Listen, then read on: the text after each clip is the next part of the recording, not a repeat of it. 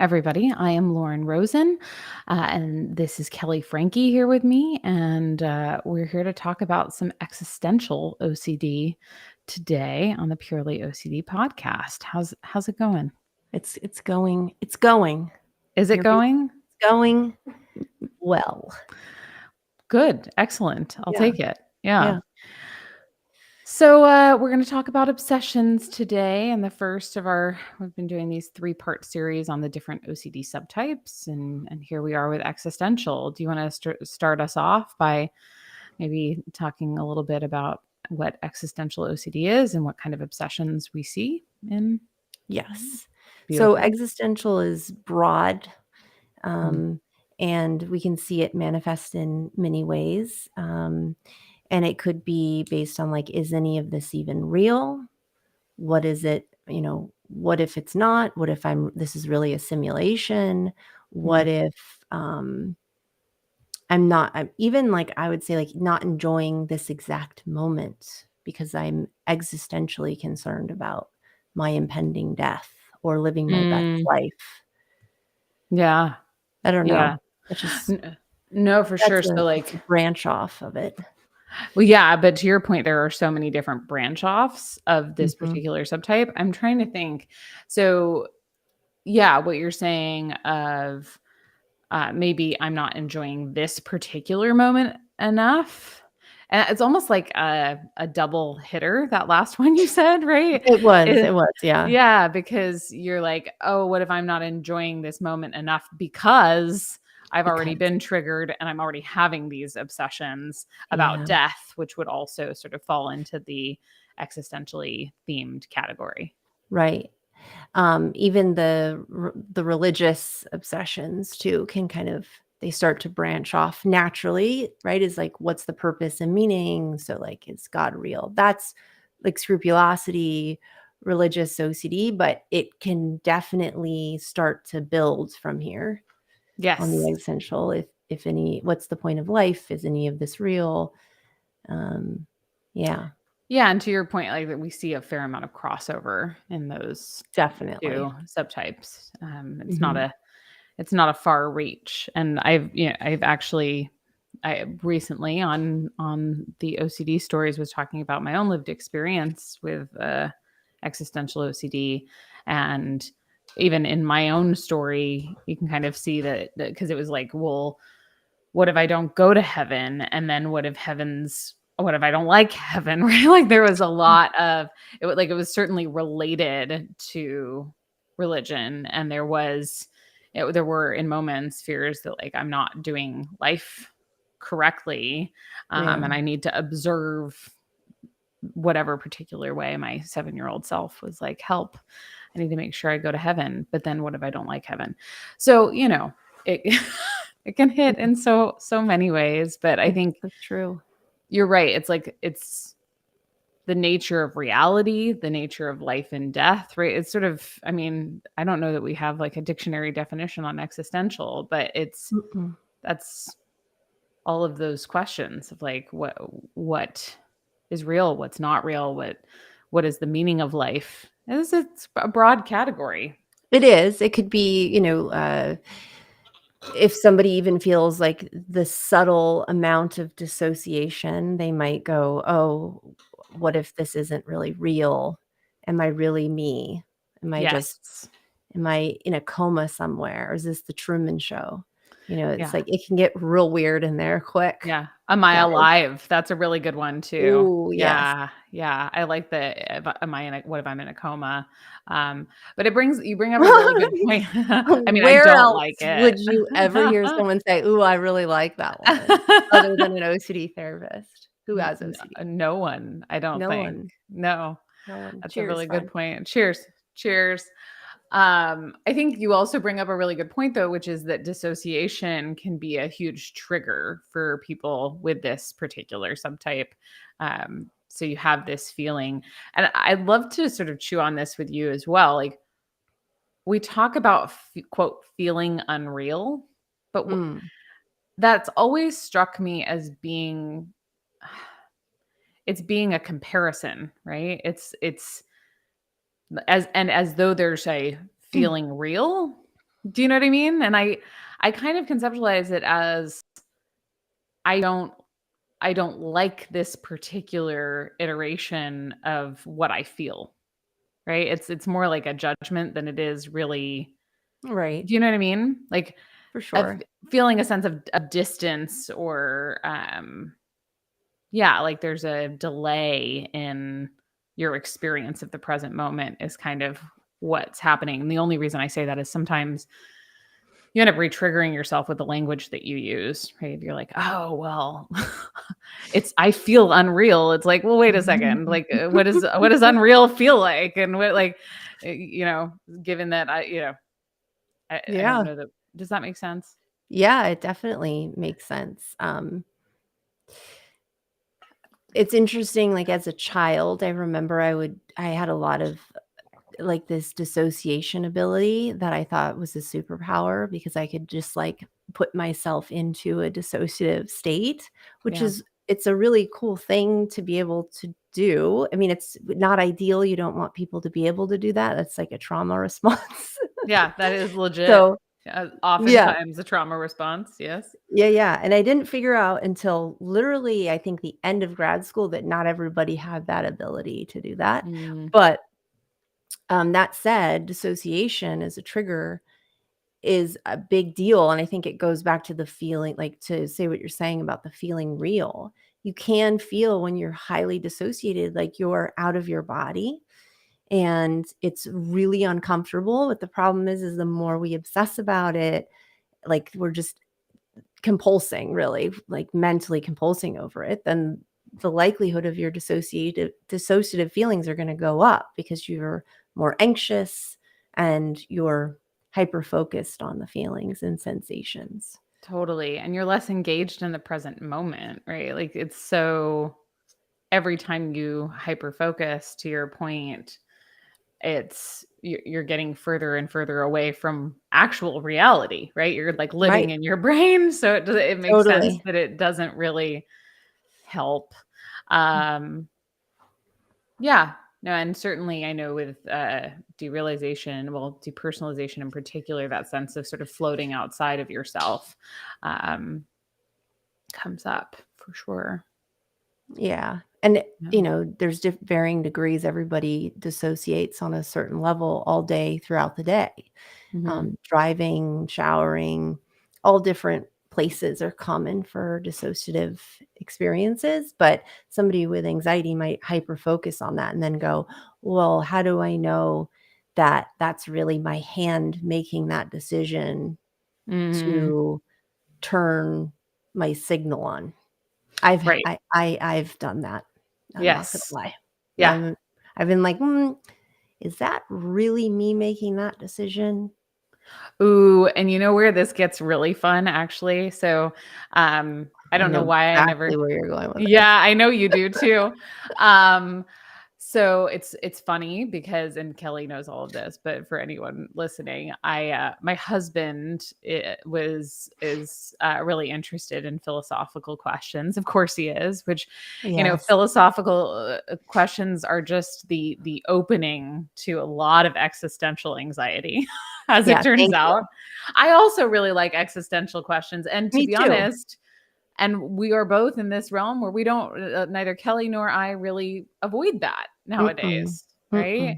Mm-mm. We kind of launch into it, and there's the willingness to sort of be with that Yeah. floating sort of like okay Yeah. experience that comes up. But he Free will. yep, he loves the topic, and I found it fascinating, and I think of it as part of my recovery that he actually I don't know who if it was Sam Harris in dialogue with somebody else, but talking It was about the Sam concept. Harris is the point.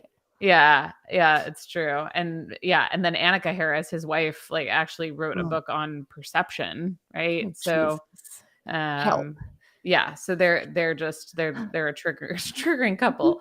But yeah, he talks about the question of free will and whether or not it exists. And boy, oh boy, I remember going to Kelly and being like, wow, this this is a I lot. remember being at dinner with you guys and being like, my eyeballs popping out of my head. And I was like, I really like this conversation. And I'm noticing I'm getting very triggered, laughing all the way through it, of course.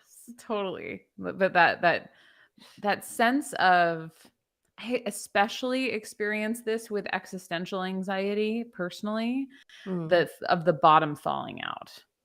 Mm-hmm. That like the sense of falling, whether you are on a roller coaster or um in a elevator or what, like that stomach falling thing comes up a lot, I find, with this, because in some ways it's the ultimate unknown, I think.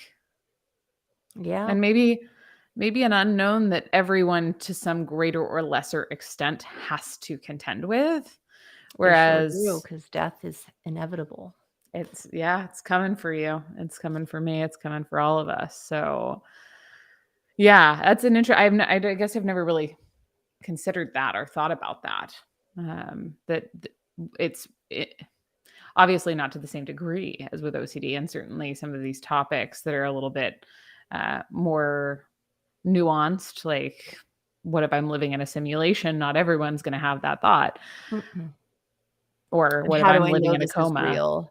Yeah, how do Yeah. I know? They might be engaging with, like, looking at other we'll talk about this in future episodes when we talk about compulsions, but it can even come up as, like, looking at somebody else outside Mm, of a conversation to see if they are acting that you're real, meaning mm, if you weren't really there and you're like a ghost or like this invisible yeah, if nobody has this obsession, this is the first time you're hearing about it, it gets real wild in there. yeah. Um, Yeah. like, It are gets they pretty responding to topsy-turvy. me?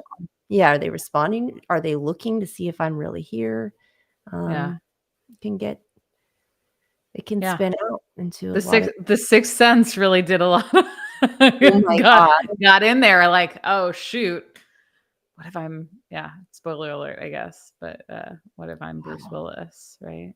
And I'm just walking around Yeah, thinking I'm all alive and stuff. No, it yeah. really does get a little bit, yeah, really out there. But the question of, am I living my life in a way that is like effective, or that's authentic, or like all of those, and we're getting into moral scrupulosity too, but I think those questions are so common for any human being to ask, right? They're And very philosophical. Just think yeah, of existential as, like, the philosophical version of OCD. yeah, we're the philosophers of OCD. That's Mhm, right. That's mhm, yeah. Um. So yeah, I think The Matrix also is something. Like, I do think a lot of movies, you mentioned The Truman Show earlier, mhm. are particularly triggering in this realm and have probably, become central obsessions for a lot of people when they are introduced to these ideas, just like the idea of being in a simulation. That I think I always attribute that to Elon Musk came out with an article or something about it, right? And then everyone, And then they did a movie kind of interviewing other philosophers and oh, people from MIT, like these extremely smart people. It's a documentary called A Glitch in the Matrix. It's a good time for a good, trigger. I really enjoyed it, I'm not gonna lie, I was pretty anxious. I was like, "Okay, that's great. All these smart people are telling me some really crazy shit, man." yeah, So, yeah, wow. Well, I'm gonna have to check that one out. I can't believe I've never heard yeah, of it. This is literally the first time I am. Um, missing out on a good exposure, my friend. yeah, well, I love those. So, um, No, I've definitely texted you and I said, "Have you heard of this, simulation theory?" And you're like, yeah, "Yes, I have." "Is this the Elon Musk one?" I was like, "Yes, it is." And then you're like, "Cool." Like, yeah, yeah, yeah. fun times. I didn't realize. Yeah, and I think you were talking about watching a movie. Um, but I didn't realize what the movie was called. Yeah, So now I've got it. it's Now I good can go exposure, after guys. it. Yeah. Yeah. The in terms, well, and I know that we're jumping the gun here a little bit, but one of the things that like that the show The Leftovers, right, can be particularly triggering for Mm. people. Well, not that it was a hugely popular show, but this idea that, you know, I think it was 4% of the world's population just vanished, and it's the people who are left over sort of trying to figure out what happened.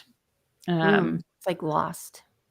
Ooh, yeah. Lost can get, yeah. Woo! Yeah, Woo. all of it. Yeah. So a lot of things that come up, I think, within the culture at large can sort of transition into obsessions in this realm. Yeah, definitely. Yeah. Um, it is interesting to see how they all it's I know we're talking about these in broad strokes of like, these subtypes, but gosh, they manifest so uniquely to everybody, don't they? They really do. Yeah. Yeah, they do. It's It's hard and to categorize them.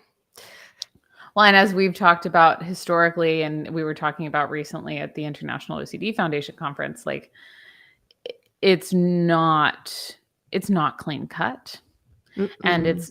and in some ways we really don't want to get too hung up on the different subtypes. We No. can recognize that there are some challenges that are unique to the different subtypes, but ultimately what we're talking about is doubt and uncertainty. And um, in the same way, we were talking to a bunch of clinicians about this idea that when we're treating OCD, we were also maybe can look at OCD as part of a broader syndrome that includes anxiety disorders. So that because I think being able to generalize this to all sorts of realms, this work is so helpful. And It yeah, really is. I yeah, mean, if we're talking about like through the uncertainty lens, how many times in the day I'm faced with some type of anxiety trigger unrelated to OCD, but it's like a real life thing. yeah. And my brain's like, oh, well, you should consider thinking about this more because it's really happening. Mm, And maybe you'll solve the problem by thinking about it more. But knowing my brain and OCD is like, well, problem solving is different than rumination, Kelley. Let's just sit with this uncertainty. It's like is there's there a literally problem nothing. actually to be solved right now, or is this Yeah. just me wanting to solve Yeah. something that's unresolvable? Yeah, it's a powerful experience when you can get to that point of generalizing. I do think when a new, quote unquote, a new OCD subtype comes on board, it can be really like uh, Disorienting. disorienting, destabilizing, and Totally. then people will get, thrown off a little bit, but for the most part, they're going to respond much easier knowing the skills. Absolutely. And honestly, and this is again lots of personal stuff today. Instead, like I mean, it's all informed by the clinical as well. But I think one of the best tools for relapse prevention for me is just the recognition that certainty is an illusion. And I think like that awareness serves me in so many realms. To your point earlier, like that even realms that might not ultimately turn into OCD, or Oh, for like sure. turn into like compulsively, and that like sort of cuts them off at the pass. Like I see a therapist intermittently still because I think it's important as a therapist and as a human. Like it's very helpful with OCD. It's very helpful for me. But mostly the conversations are, wow, it's really hard to live with uncertainty, as Yeah. opposed to, like, well, what about this? Or can I like bartering with the uncertainty, if that makes sense. Yeah. It's true. It's true. Yeah. So, going back to existential, don't get too alarmed if you don't hear us talking about whatever obsession that you think has fallen into this category, or if you are seeing an OCD therapist, they're like, oh, this is existential OCD. Like, if anything, it would be helpful if somebody were listening to this, that they comment on our YouTube or share it Mm, with us personally, whatever, so we can share it to the public and people will be like, "Oh yeah, that makes me feel less alone."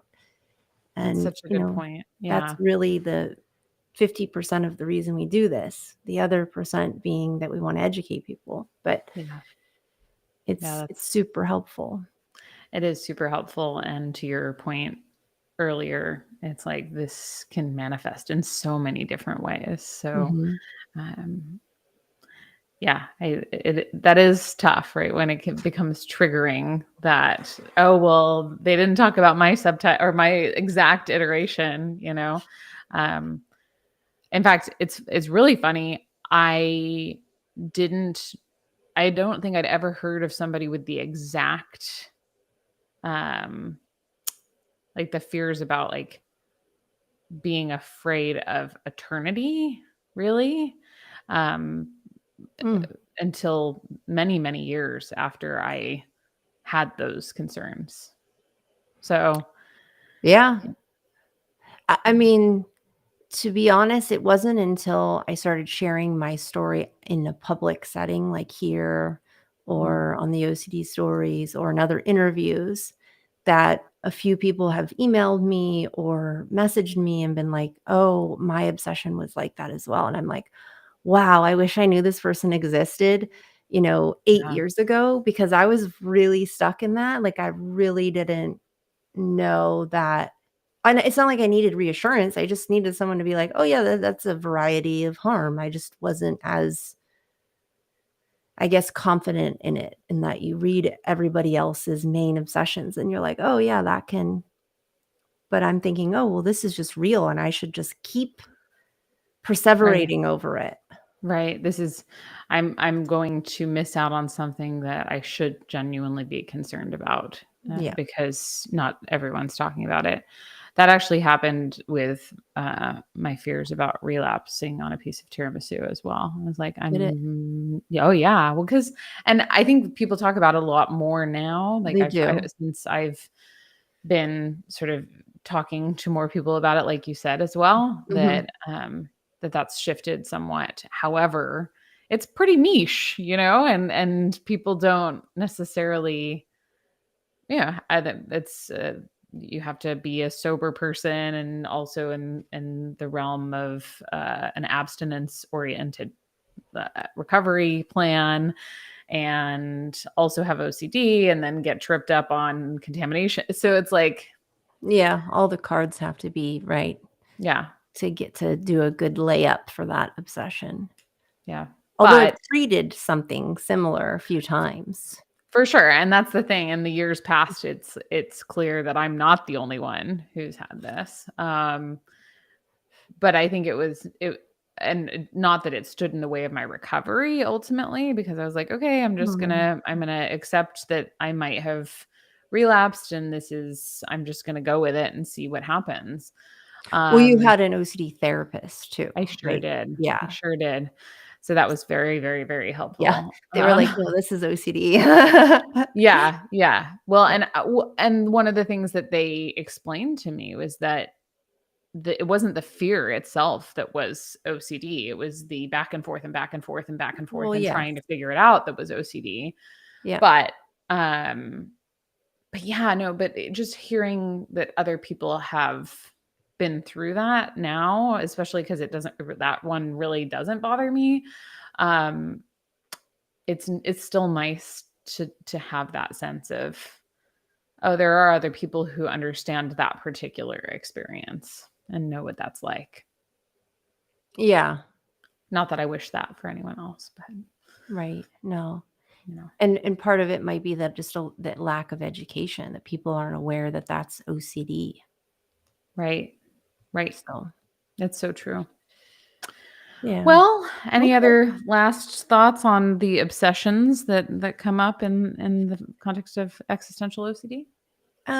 No.